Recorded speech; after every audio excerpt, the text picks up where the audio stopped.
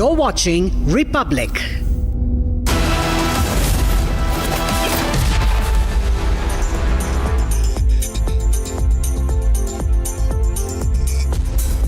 Very good evening, viewers. You're watching 6 Stories at 6 and I am Rakhta Mishra with you. Back-to-back top stories of the day that you should not be missing this evening. First up is the Trump tariff war that begins from the 2nd of April. It's official. We'll tell you the impact that it could have on India. Next, we tell you the stunning details of how a Kannada actress, who happens to be the DGP's stepdaughter, has been arrested at the airport for smuggling gold. Another story coming in from Karnataka, the Congress government's plan for 4% quota for Muslim contractors has stirred a political face once again. Also this evening, do not miss out on Yogi Adityanath's fiercest attack on Aurangzeb fan SAP MLA Abu Azmi. Story number 5 is the big controversy over Aam Aadmi Party's Supremo's VVIP convoy for meditation for Vipassana retreat. And lastly, the delimitation row in Tamil Nadu. Kamal joins in Stalin in fear-mongering over delimitation and the language policy.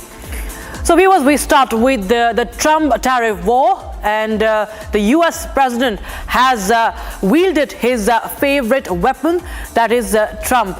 That is tariff. And this time he has very clearly mentioned how it is unfair, he says, India, the tariffs and the proportion. He has also said that he is levying reciprocal tariffs against China, Canada. Canada, meanwhile, viewers have vowed to take these tariffs head on. But what impact it could have on India and which sectors could be hit, and is there an opportunity for India? We'll tell you more. First, this report. U.S. President Donald Trump has launched an all-out trade war, sending shockwaves across global markets. After slapping tariffs on Mexico and Canada on Tuesday, Trump doubled down, declaring that reciprocal tariffs will take effect from April 2nd, whether the world likes it or not. The announcement has set alarm bells ringing in India, and New Delhi has a crucial narrow window to escape Trump's crosshairs. With Washington tightening its grip, India is scrambling to secure a trade agreement with the US, offering duty reductions and economic concessions to dodge the tariff storm. Commerce Minister Piyush Goyal insists that both economies complement each other, but will that be enough to keep Trump at bay? And while India looks for a safe passage, Beijing is already in battle mode. In a scathing attack, China's foreign ministry has ripped into Washington, dismissing the fentanyl issue as nothing more than a flimsy excuse for economic aggression. China has made it clear that it will not be a pushover amid the tariff war. The ministry's spokesperson warned that Beijing's countermeasures are not only justified, but are a direct strike to defend China's economic interests. The gloves are off as China is hitting back, and Washington is now staring at a brutal trade war it might not be ready for. But the storm is not just coming from Beijing. Canada is locking horns with Trump too. Our priority has to be not on figuring out how to manage through these tariffs over the coming days and weeks and months, but on doing everything we can to get them lifted and put an end to this unjustified trade war that hurts American families and Canadian families. With tensions at a boiling point, China and Canada have fired back with crippling tariffs of their own. China has slammed the US with a 15% tariff on chicken, wheat, corn and cotton, and a 10% levy on pork, beef, aquatic products, fruits and dairy. And Canada has hit harder with a 25% tariff on $20.7 billion worth of US goods effective immediately, and an even bigger $86.2 billion tariff waiting to strike in just 21 days. The battle lines are drawn as Trump has set the stage for an all-out economic showdown, and the world is bracing for impact. And we have Alexander Shahjahan joining us from Georgia. He is a grassroots strategist from the Republican Party. And thanks so much, sir, for joining us. And this is, of course, an announcement that was in the works, and we were expecting it. China says that we are ready for the tariff war, any kind of war. Meanwhile, India, maybe there were reports that we were expecting some concessions, but there could be an opportunity also for India. I want to have your view on two things: the way China is vowing to take these tariffs head on and the impact on India. Good evening, and thank you for having me. See, I just wanted to say something before we go into in 1 month, President Trump, under the leadership of President Trump, Americans have experienced record results and the renewal of the American dream with a triumphant return of a strong leadership to the Oval Office. There is no doubt about it. From securing the border to cutting wasteful spending on the hard-earned taxpayer dollars, reasserting that America First strategy through strengthened leadership to the world stage is the priority. So that is my opening statement. Coming to the tariffs, I just heard that Canadian Prime Minister Justin Trudeau was saying that it's an unfair, it cannot be justified. I mean, I don't understand that. Between the Mexico and the Canada, the priority was for a safer border. The inflow of the drugs, the fentanyl, the only thing President Trump was asking to control it on the border. Otherwise, there would be a tariff impact on both the countries.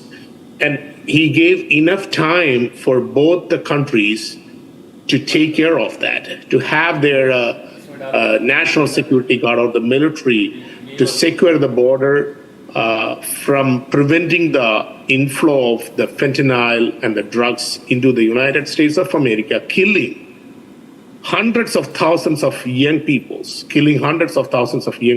we need to stop that. So that is where it all started.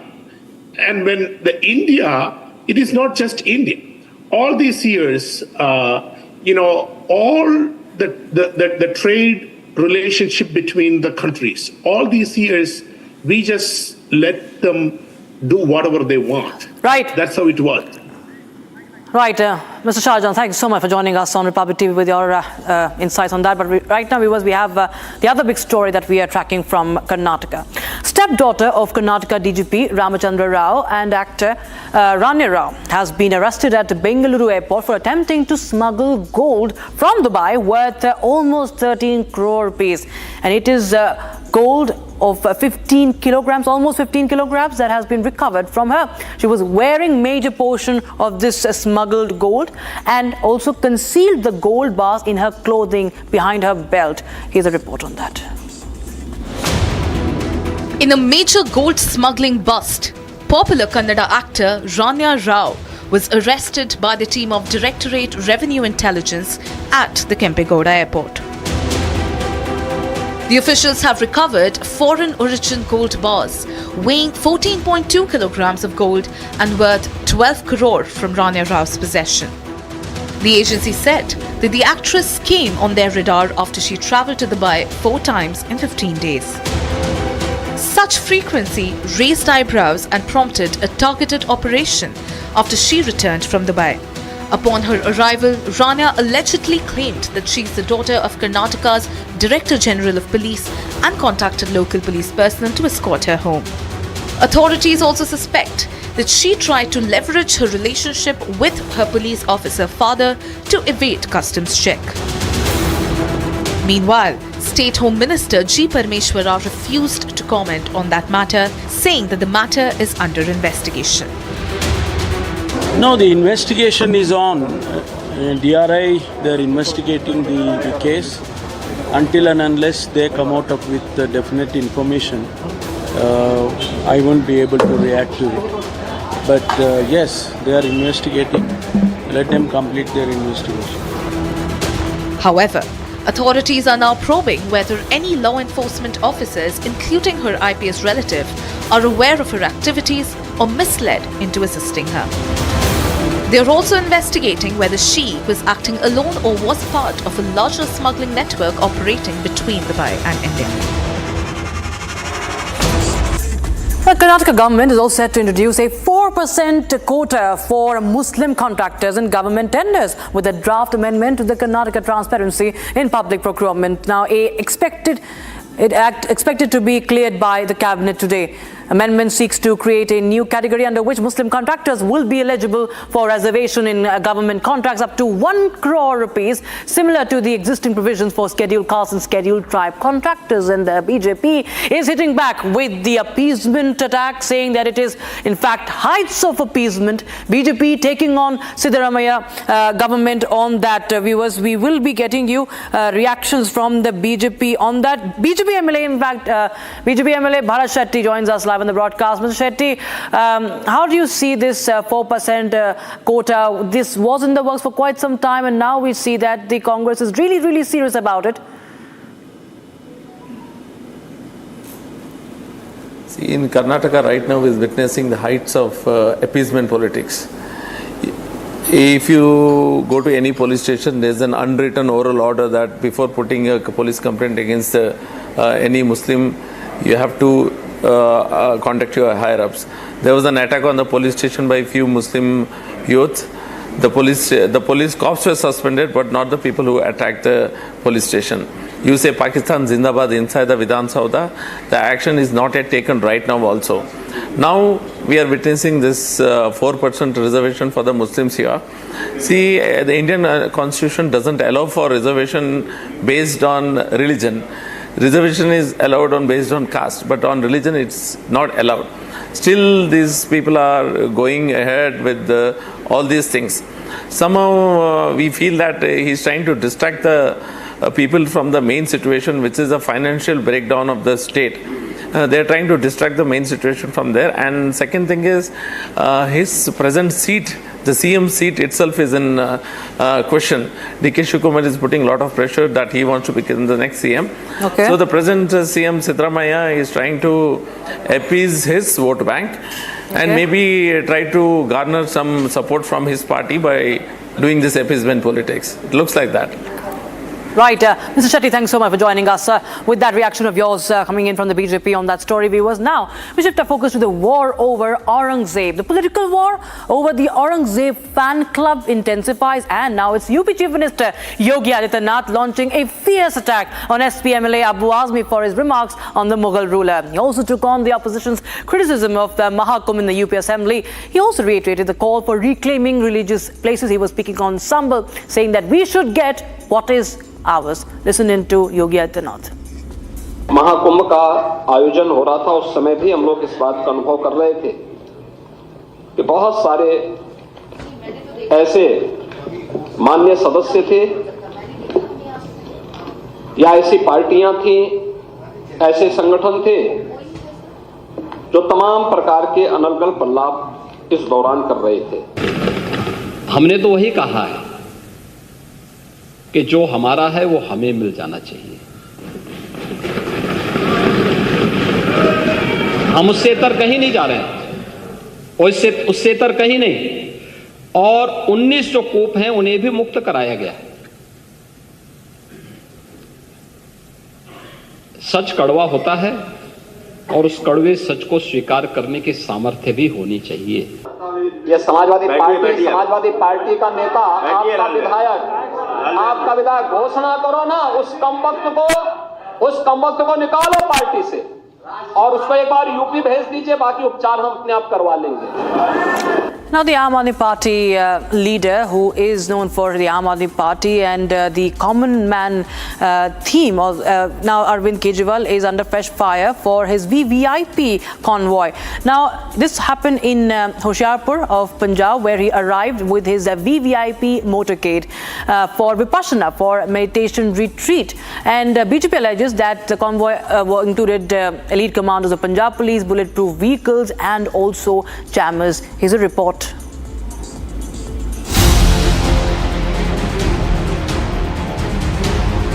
Out of power, not even in assembly. But Aam Aadmi Party chief Arvind Kejriwal is still rolling like a VVIP. The BJP tore into the Aam Aadmi Party national convener after he arrived at a meditation centre in Punjab in a 27-car motorcade. The BJP shared visuals of Kejriwal surrounded by a posse of security personnel as he arrived at the Vipassana centre in Punjab's Hoshiarpur. The BJP claimed that the AAP national chief was tailed by elite Punjab police commandos, while his motorcade also included bulletproof vehicles and jammers. Sharing visuals of Kejriwal arriving at the Vipassana centre, BJP spokesperson Shehzad Poonawalla shredded the ruling Aam Aadmi Party in Punjab over the obscene display of public wealth. जनता के मन की शांति को भंग करके अपने मन की शांति के लिए विपासना में जाना, पंजाब की जनता की गाड़ी कमाई एक ऐसे व्यक्ति पर खर्च होना जो कि एक विधायक भी नहीं है, ऐसा क्या स्पेशल है अरविंद केजरीवाल में कि इस प्रकार की VVIP ट्रीटमेंट ले रहे हैं? Also coming down heavily on the AAP, Delhi Minister Manjinder Singh Sirsa said that Kejriwal's motorcade included high-end cars worth over 2 crores each, fire brigades, ambulances and 100 elite commandos. वो अरविंद केजरीवाल जो WagonR में घूमते और कहते मैं आम आदमी हूँ, कल विपासना करने गए हैं। ये कैसी शांति है जब वो गए हैं, 50 से ज़्यादा गाड़ियों का काफिला है, उसके अंदर लैंड क्रूजर 2-2 करोड़ की गाड़ियां हैं, फायर ब्रिगेड साथ चल रही हैं, एम्बुलेंस साथ चल रही हैं, 100 से ज़्यादा कमांडो चल रहे हैं। बताइए कैसे आम आदमी पार्टी है और ये कैसे आम आदमी है? न वह सांसद हैं, परंतु पंजाब सरकार उनको फिर भी VIP ट्रीट करती है और उनको सुरक्षा भी उसके अनुसार देती है। और जिस प्रकार की गाड़ियां उनके साथ जा रही हैं और जितने लोग उनके साथ जा रहे हैं सिक्योरिटी के, दिखता है कि वह आज भी समझ नहीं पाए कि दिल्ली की जनता ने उनको क्यों रिजेक्ट किया है। Meanwhile, the AAP hit back at the BJP, accusing it of a ploy to divert public attention from its unkept handout promise to women in the national capital. देखिए, MHA ने जानकारी दी थी। MHA जो अमित शाह जी के तहत आता है कि अरविंद केजरीवाल जी के ऊपर जान का खतरा बना हुआ है, उनके ऊपर थ्रेट परसेप्शन है, जिस वजह से केंद्र सरकार ने उनको Z+ सिक्योरिटी मुहैया कराई है। ये गंदी राजनीति छोड़ के भाजपा को इनको दिल्ली के मुद्दों पर अपना फोकस लाना चाहिए। अरविंद केजरीवाल जी को सुबह शाम गाली निकालने से कुछ नहीं होगा। Punjab opposition leader Pratap Singh Bajwa also weighed in on the motorcade controversy. जो मुख्यमंत्री जो लीड करता है कैंपेन को, तो वो खुद नशा मुक्त नहीं है। वो ऐसे नशा मुक्त कैंपेन कहाँ लीड करे? जो क्रूसेडर होता है, जो क्रूसेड लीड करता है नशे के खिलाफ, वो खुद नशा मुक्त नहीं। As Kejriwal faces opposition fire, the larger question is, why splurge public money for VVIP security cover for an unelected leader? BJP MLA Praveen Khandelwal joins us on the broadcast. Praveen जी, बहुत धन्यवाद हमारे साथ जुड़ने के लिए। बहुत गंभीर आरोप लगा रही बीजेपी, कह रही है कि 2-2 करोड़ तक की गाड़ियां थी इनके काफिले में। स्वाति मालीवाल जी कह रही हैं कि ये तो ट्रम्प के काफिले से भी बड़ा था, और बीजेपी ने बोला है कि ये जो है जनता का जो पूंजी है उसका दुरुपयोग किया जा रहा है। क्या कहेंगे आप इसमें? देखिए, एक व्यक्ति जिसका एंटाइटलमेंट नहीं है और उस व्यक्ति को सरकारी रूप से ये दर्शाता है कि सरकारी संसाधनों का और सरकारी सुविधाओं का किस प्रकार से जमकर निजी problem there with the audio connection of Praveen Khandelwal. Viewers will try and reconnect with him, but this is one of the stories that we are debating tonight on Super Prime Time with Arnab Goswami. Viewers, this is a major political war that is now breaking out as Congress and BJP both attacking Arvind Kejriwal, saying that this is not at all an Aam Aadmi Party treatment that is being received by Arvind Kejriwal in Punjab. Remember, Punjab is the only Aam Aadmi Party ruled state, and this is Arvind Kejriwal's convoy. You can see the number of cars, we've numbered them all there, and that is his motorcade. And we'll just go across to Mr. Khandelwal once again. Mr. Khandelwal, please go ahead. So this is the blatant misuse of public money by none other than Arvind Kejriwal, who entered politics with the lofty claims of honesty, not taking any government support and all that. So this is the real face of Arvind Kejriwal and Aam Aadmi Party people. This much I can say. And that is why the people of Delhi have rejected summarily to Arvind Kejriwal and his entire entourage. Right, sir. Mr. Kejriwal, thanks so much for joining us with the BJP's stance on the matter. Viewers, we shift our focus to down south, where marking a further escalation of delimitation war, Tamil Nadu Chief Minister M.K. Stalin convened and chaired an all-party meeting on the issue today. In his opening remarks, Chief Minister Stalin urged all the attending parties to oppose the proposed nationwide delimitation or redrawing of the electoral boundaries. Now, actor turned politician Kamal, who's a Rajya Sabha MP, opposed the centre's proposal for parliamentary constituency delimitation, warning that it could disrupt India's federal structure and undermine diversity as well. Hassan also went on to say that this move promotes a homogenized Hindiya. He's talking about Hindi imposition, echoing M.K. Stalin's stance. Here's a report. The all-out political scuffle over the de-elimination intensified further today. This after Tamil Nadu Chief Minister M.K. Stalin convened an all-party meeting to discuss the de-elimination issue. MDMK frontman Vaiko, Ambumani Ramados of the PMK and actor-turned-politician Kamal Hassan were among the top leaders attending the crucial meet. Significantly, however, the AIADMK chief Edappadi Palaniswamy and South superstar Vijay were conspicuous by their absence at the meeting. The BJP had already announced a boycott of the meeting aimed at building a consensus across the political aisle against the proposed nationwide de-elimination. Chairing the meeting, Chief Minister Stalin urged all attending parties to reject the long overdue de-elimination exercise and mobilize a resistance against it. All the attending parties unanimously adopted a resolution against de-elimination on the basis of population, ascribing the exercise as a threat to the country's federal character.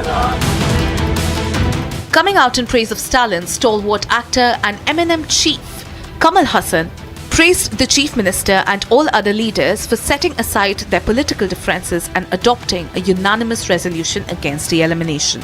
453 need not change. Even when it was 145 crore, these 453 members led the country to this position today.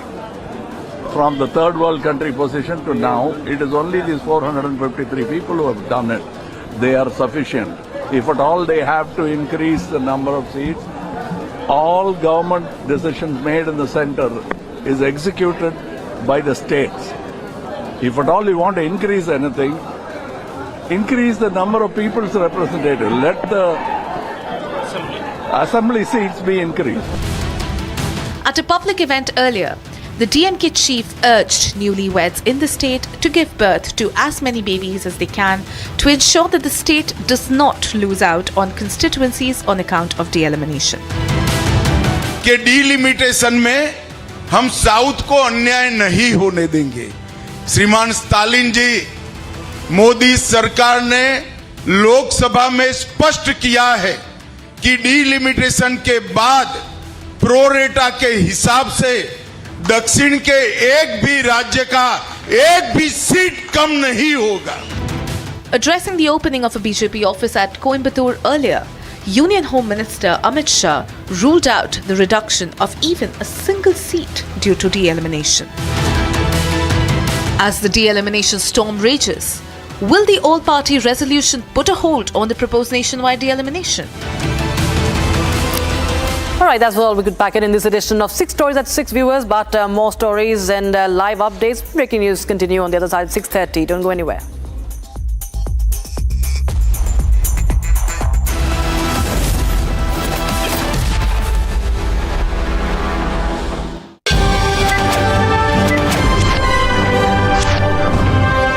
Hello everyone, how you doing? Namaskar, I'm Ricky Cage and I'm super excited that on the 6th of March, I'm going to be at the Republic Plenary Summit. It's going to be absolutely awesome and it's happening at Bharat Mantapam in New Delhi. So remember,